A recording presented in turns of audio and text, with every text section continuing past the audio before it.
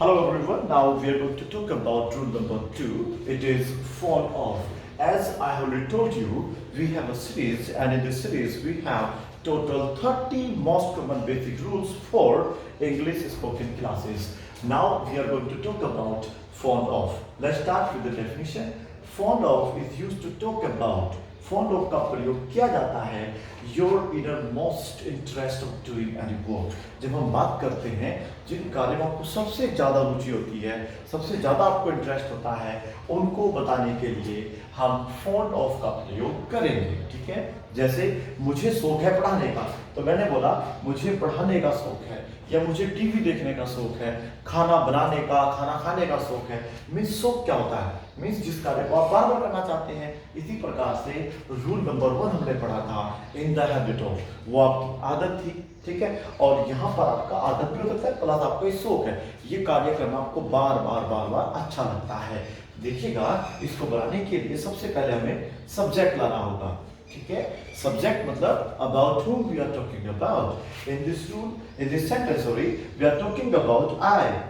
मैं अपनी खुद की बात कर रहा हूँ। जब मैं अपनी बात करूंगा तो मुझे एक बात ध्यान में रख लेना है कि I am going to use I am fond of.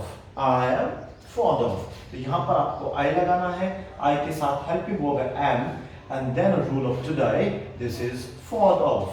So in the starting of the sentence we are going to use subject, then is MR plus fond of.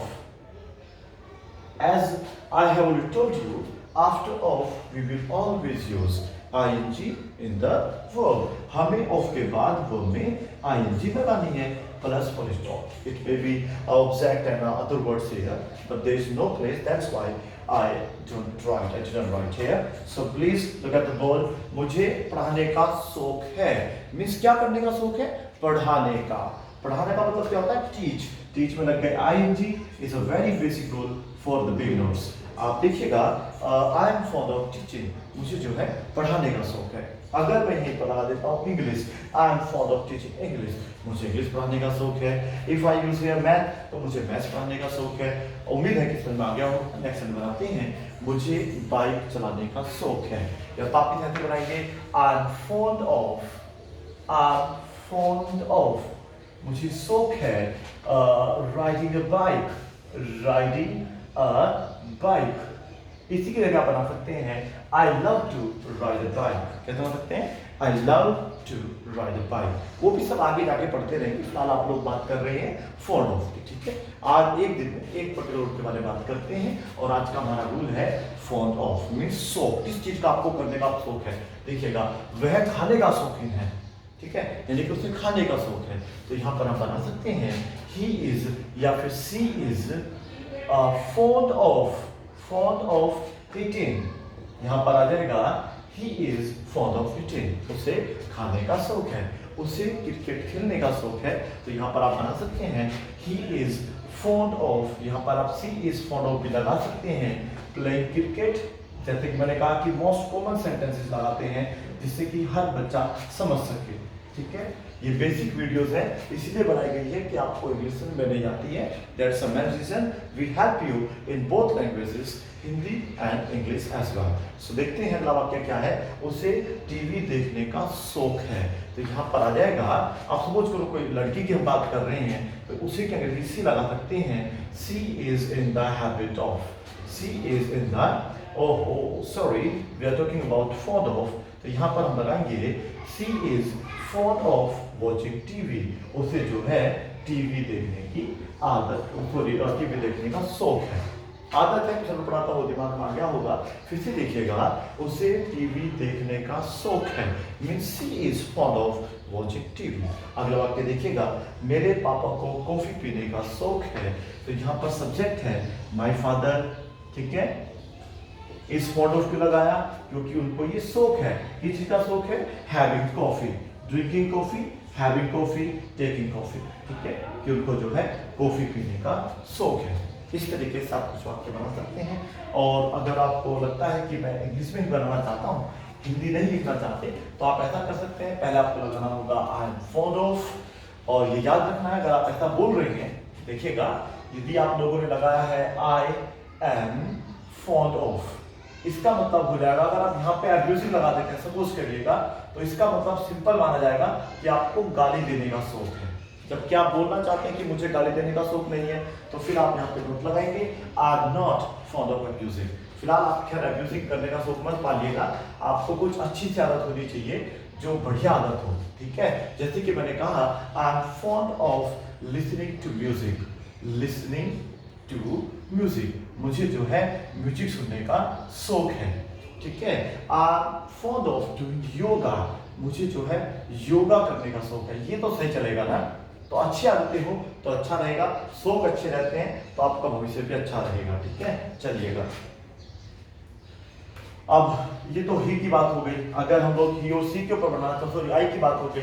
अगर हम बात करते हैं he is fond of, he is fond of, या हम बात करना चाहते हैं सी इज फॉन्ड ऑफ, तो हम इस प्रकार के वाक्य भी बना सकते हैं। बस यहाँ पे आपको क्या करना होगा, वर्ब में आईएनजी लगानी होगी, ठीक है बेटा, वर्ब में आईएनजी, और आपका वाक्य कंप्लीट हो जाएगा, ठीक है। आप कोई भी एक वर्ब देख लीजिएगा, लिसनिंग टू म्यूजिक लगा के देखते हैं, he is fond of listening to music, उसे जो है गाने सुनने की या म्यूजिक सुनने की आदत है।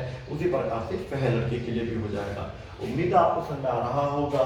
और एक जो लास्ट है उस पर माय फादर, बाकी आप सब्जेक्ट चेंज कर सकते हैं, किसी का भी नाम ले सकते हैं, यू दे आर, तो उस तरीके से आपको प्रयोग करना होगा, ठीक है।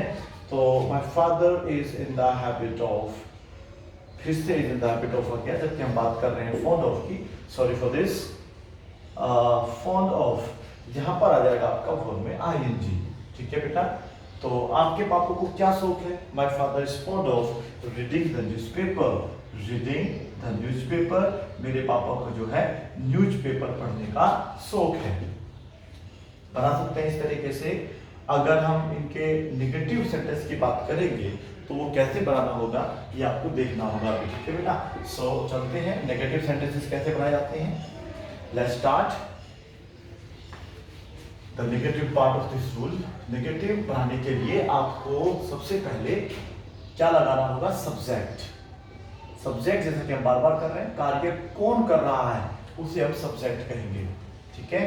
सो we will use subject in the starting of the sentence, then we use helping verb in the form of is not, fond of, fond of आज का रूल है, plus ing in the verb, object and maybe other words, full stop to finish and complete the sentence, ठीक है। Sentence को complete करने के लिए आपको फुल स्टॉप लगाना होगा। जैसे कि पहला वाक्य है, मैंने कहा I am not fond of, I am not fond of playing football, playing football means क्या होगा इसका, कि मुझे जो है फुटबॉल खेलने का शौक नहीं है, फुटबॉल। कभी कभी कहते हैं कि उसे ना पढ़ने का शौक नहीं है, तो लगा सकते हैं he is not fond of, समझ में आ रहा होगा आप लोगों को। बस केवल वर्ब में आईएनजी, जरूर नहीं कि आपको यहाँ वर्किंग ये लगाना है, आप यहाँ पर जो है सिंगिंग लगा सकते हैं, डांसिंग लगा सकते हैं, रीडिंग लगा सकते हैं, कुछ भी वर्ब लगा सकते हैं। जो भी वर्ब आपको लगाना है आईएनजी के अंदर लगाइएगा, उसका मतलब हो जाएगा कि इस व्यक्ति को यह काम करने का शौक नहीं है। तो नेगेटिव पार्ट आपको बनाने के लिए हमेशा हेल्पिंग वर्ब के बाद नॉट का प्रयोग करना होता है। If you want to learn English, you have to make all the sentences as you are advised by me. जैसा मैं आपको सलाह दे रहा हूँ उसी प्रकार से आपको वाक्य बनाने हैं। So I am not fond of plus verb में ing। आप 10 sentences at least बनाने की कोशिश करें and then try to speak, और फिर बोलने की कोशिश भी करें। ing in the verb, मैंने यहाँ पे लगा दिया watching TV, तो मुझे जो है टीवी देखने का शौक नहीं है। अगर मैं यहाँ यूज करता हूँ I am not fond of eating noodles या पिज्जा, तो मुझे जो है पिज्जा या नूडल खाने की आदत नहीं है। ये काफी कॉमन इजी रूल होते हैं बिगिनर्स के लिए, जिससे कि वो भी स्टार्ट कर सकें कि किस तरीके से हमें अंग्रेजी बोलनी है। समझ में आया बेटा। तो अभी हमने जो है 2 रूल पढ़े हैं। पहला रूल पढ़ा था इन द हैबिट ऑफ, दूसरा रूल अभी हमने पढ़ा है फॉन्ड ऑफ। पहले वाले का मतलब है आदत होना, ठीक है। देखो एक ही सेंटेंस में बता के दिखाता हूँ। आपने लगाया है आई am in the habit of, ठीक है। इस बात हम बात ही कर रहे हैं, द हैबिट ऑफ, मिस्टेक से नहीं कर रहा हूँ। और एक वाक्य आपने बनाया है आई एम फॉन्ड ऑफ, ठीक है बेटा, आई am in the habit of, I am fond of, यहाँ पर एक वर्ब लगाई मैंने, बस सिंपल एक वर्ब लगा दी है। सपोज करिए हमने एक वर्ब बॉक्स बनाया है ये, और इसी के अकॉर्डिंग हम सेंटेंस बनाएंगे, ठीक है। यहाँ पे हमें वर्ब लिखनी है कोई भी, लेकिन आप देखेंगे यहाँ भी ऑफ आया हुआ है, यहाँ भी ऑफ, तो वर्ब में एनजी लगा दी है। मैंने कहा गोइंग फॉर मॉर्निंग वॉक, क्या लगा दिया, चलो गोइंग टू मॉल लगा देता हूँ, गोइंग टू मॉल। इसका अर्थ देखते हैं क्या होगा। I am in the habit of going to mall means मुझे जो है मॉल जाने की आदत है, ठीक है। और ये देखिएगा I am fond of going to mall, मुझे मॉल जाने का शौक है। समझ में आ रहा है बेटा आप लोगों को। यहाँ पे आप डांसिंग लगा सकते हैं, सिंगिंग लगा सकते हैं, मैंने यूज किया सिंगिंग, तो क्या बन जाएगा, आई am in the habit of singing, मुझे जो है गाना गाने के, सिंगिंग की जो है ना आदत है, यहाँ पे मुझे सिंगिंग का शौक है। तो इस तरीके से आप दोनों रूल पढ़ सकते हैं। अभी अगली वीडियो में रूल नंबर 3 पढ़ेंगे, तो उसको भी अच्छे तरीके से डिस्कस करेंगे, ठीक है। तो यहाँ पे आप वर्ब लगा सकते हैं, तो पहले आप सिंपल वर्ब लगाइएगा, फिर थोड़ा सा उसको मॉडिफाई करिएगा। मुझे उम्मीद है कि आपको रूल समझ में आ गया होगा। Thank you so much for this video, bye bye and take care.